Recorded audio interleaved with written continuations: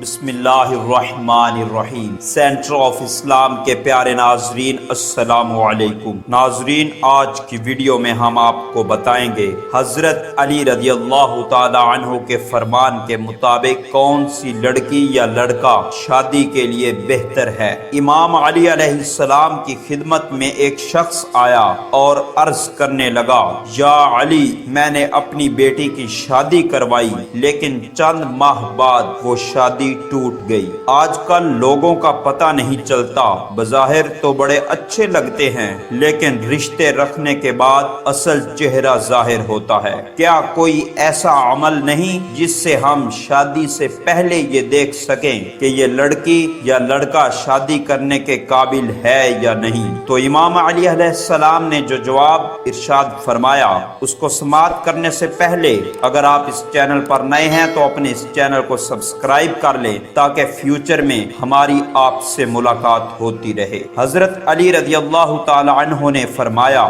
اگر تم بیٹی کے لیے رشتہ دیکھ رہے ہو تو تم لڑکے میں یہ دیکھو کہ جو لوگ اس سے مرتبہ میں کم ہیں، حیثیت میں کم ہیں، ان کی عزت کرتا ہے اور ان کا خیال رکھتا ہے یا نہیں۔ اگر ان کی عزت کرتا ہے، ان کا خیال رکھتا ہے تو سمجھ جاؤ یہ زندگی میں ایک اچھا شوہر بھی بنے گا اور اپنی بیوی کا خیال بھی رکھے گا۔ لیکن اگر جو رتبے میں اس سے بڑے ہیں ان کی عزت تو کرتا ہے، جو مرتبے میں کم ہے ان کا احساس نہیں کرتا، تو سمجھ جاؤ یہ انسان تمہاری بیٹی کے لیے صحیح نہیں ہے۔ اور اگر تم اپنے بیٹے کے لیے رشتہ دیکھنے جاؤ تو لڑکی سے چند سوال پوچھو اور تھوڑی دیر گفتگو کرو۔ اگر لڑکی صرف اپنی خوبیاں بیان کرے اور ہر بات پر اپنی ہی تعریف کرے تو سمجھ جاؤ یہ لڑکی خود پسندی کا شکار ہے۔ اس کے برعکس لڑکی اپنے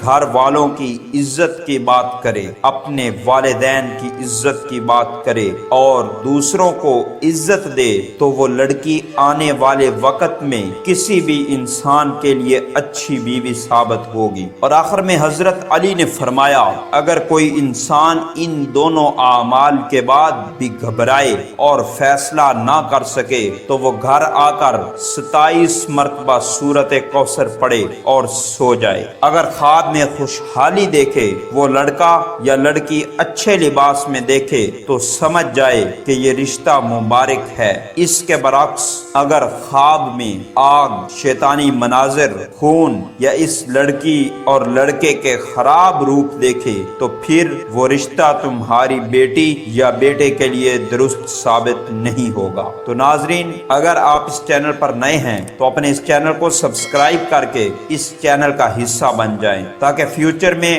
ہماری آپ سے ملاقات ہوتی رہے۔